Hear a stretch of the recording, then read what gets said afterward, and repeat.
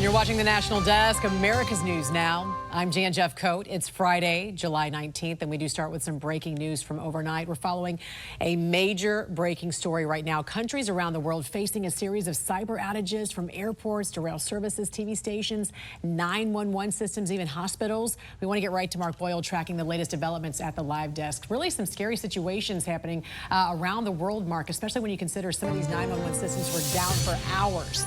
And some still coming back online. And right off the top here, the CEO for the company behind all of this says it does not appear to be a cyber attack. We'll get to that here in just a moment. Right now, we continue, though, to bring you the latest on this global IT cyber outage. It appears a flawed update of cloud-based cybersecurity platform called CrowdStrike Falcon sensor software resulted in this widespread chaos we're now seeing. Jan talked about the 911 emergency services. They were down in several states overnight and into this morning. And those issues continue to span now and fall into the travel world. Here are some of the multiple airlines that were forced to ground flights, some now coming back online. Delta putting this message on X, saying they've resumed some flights departing this morning after vendor technology issue impacted several airlines and businesses around the world. American Airlines says earlier this morning a technical issue with a vendor impacted multiple carriers. They started safely to reestablish its operation around 5 a.m. Eastern. And United posting a new message right now about that third-party outage. They also say they are working to restore systems, some flights resuming, and working with customers with waivers to get them on their way. But it's going to be a slow go at it at the airport today.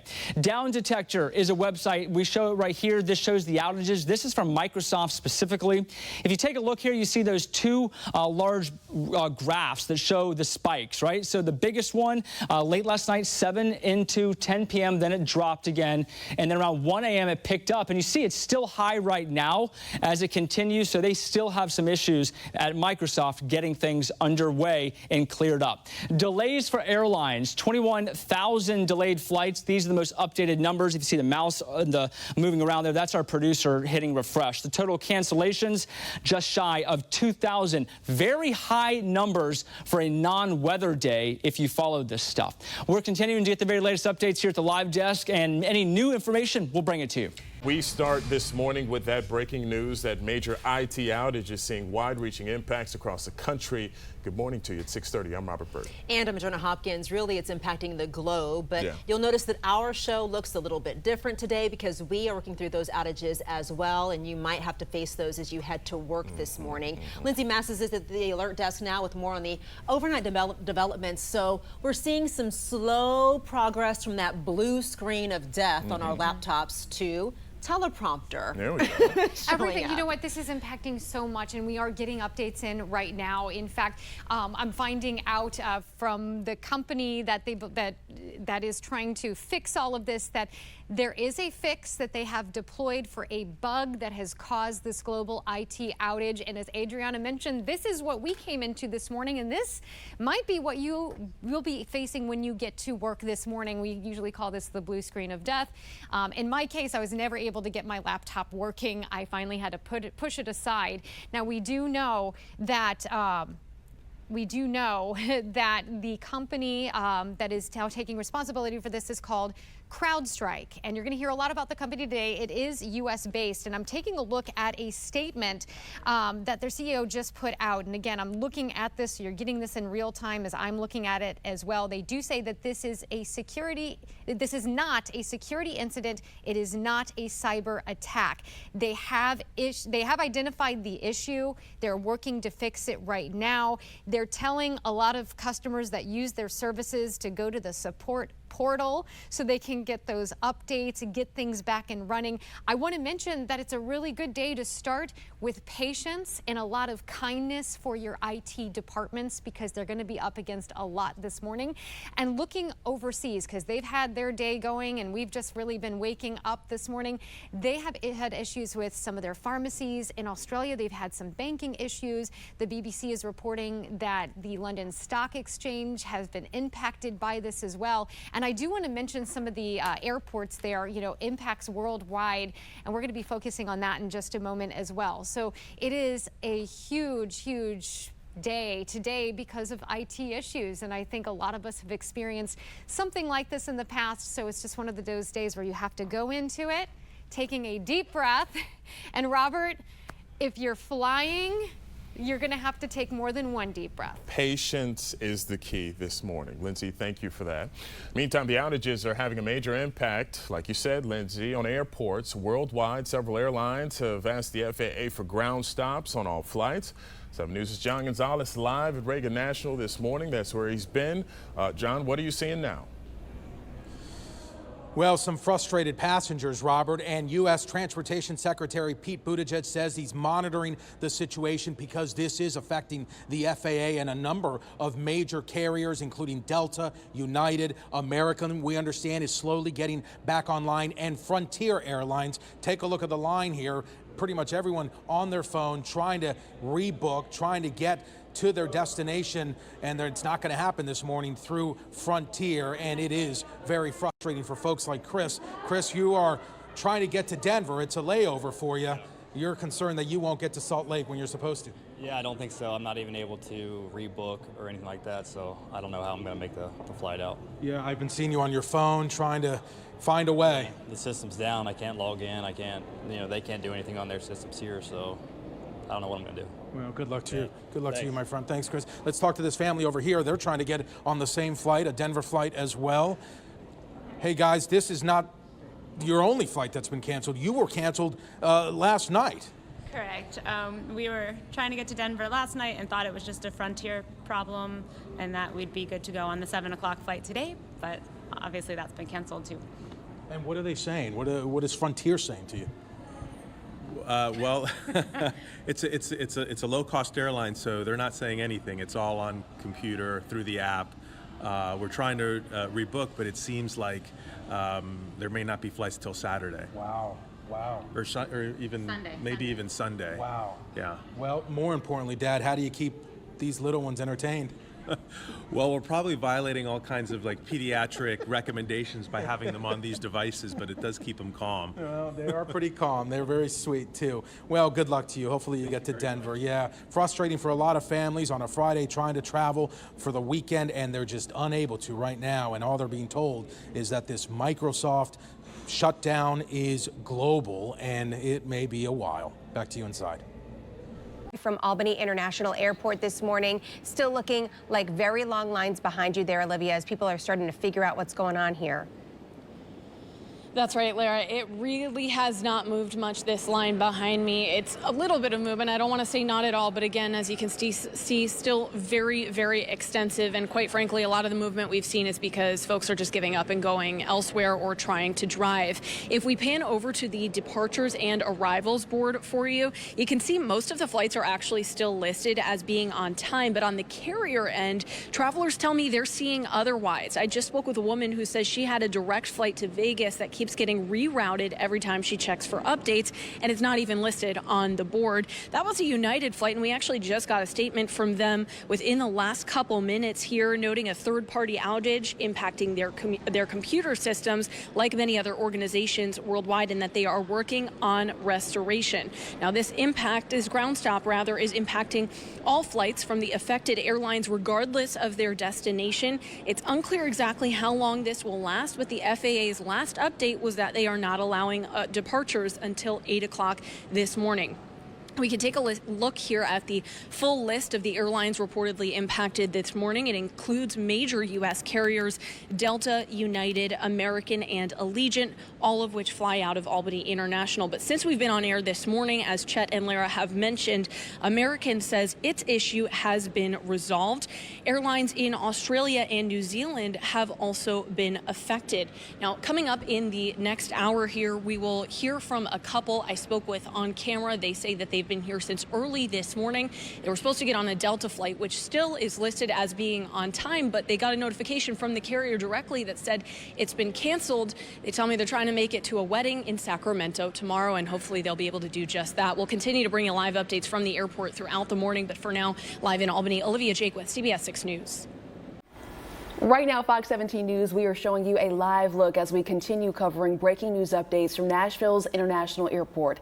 The FAA says American, Delta, and United, all of them issuing ground stops. Moments ago, we had a live update from Nashville's International Airport talking about a global ground stop.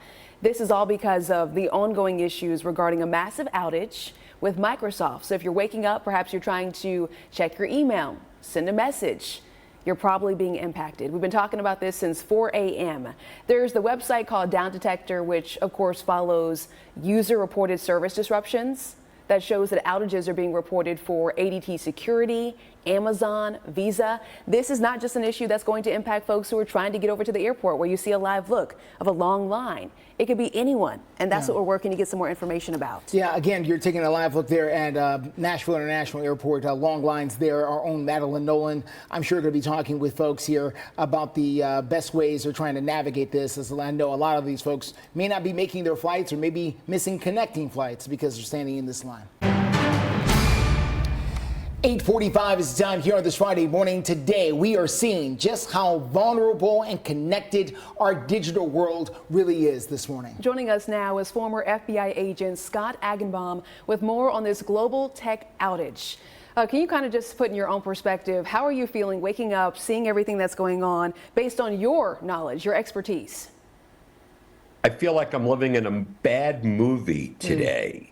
As a retired FBI agent, I always think the worst, but it is almost the worst today. There are outages all over the world. I have a friend in India who just called me this morning, said everything is down. I had another friend, the airlines are down, and I'm looking into this. And, you know, the first thing I think, it's foul play, but it looks like it was nothing more than a software update that caused this outage. So how can we prevent this kind of thing? How can a company or even a person protect themselves for when this kind of thing actually happens, from this just turning their entire world upside down? From an individual user, it's almost impossible. I'm a public speaker. If I was waiting for a flight today, I don't know if I would have gotten onto it. We have to wait for the companies, and that's why it's so important that large organizations realize that we're in an interconnected world, and if one system goes down, do they have backups in place to get on?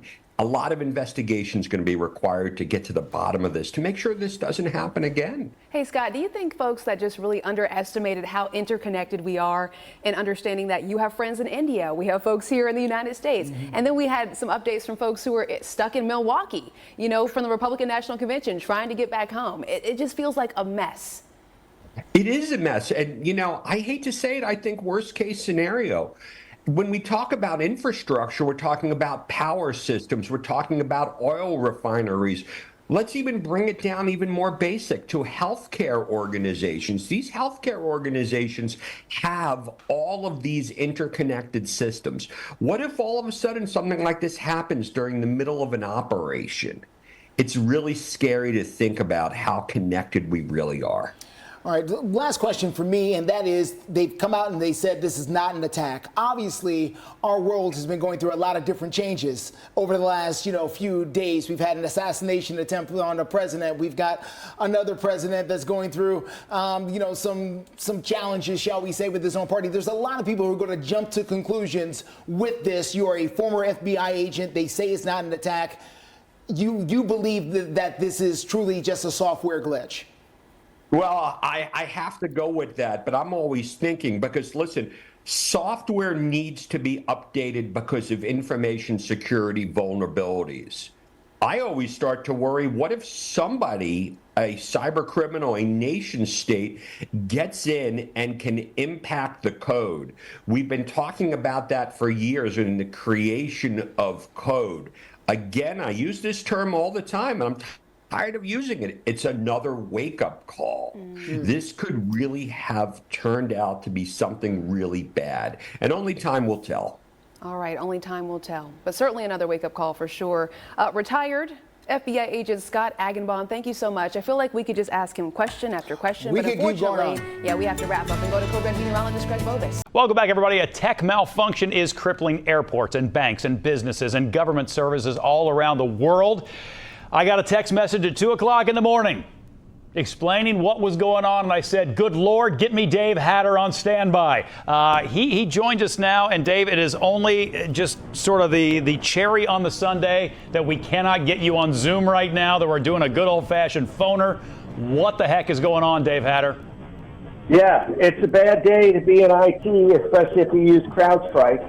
CrowdStrike is an antivirus package made by a third party, and they rolled out some updates last night that are apparently bricking Windows-based computers all around the world. So, for those of us who are not as tech savvy as you are, it's a very easy question to ask, and it's probably a very difficult one to answer. How can something like this affect everything in the way that it seems to be affecting everything?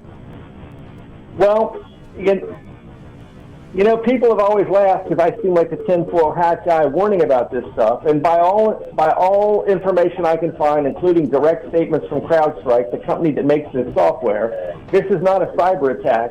CrowdStrike, in layman's terms, is antivirus software. Think Norton or McAfee, packages people know. It's kind of a high-level enterprise-grade antivirus software. They made changes, they rolled it out, and unfortunately, because it operates at such a low level inside Windows, it's causing machines to not be able to boot up, or as we nerds like to say, they're bricked.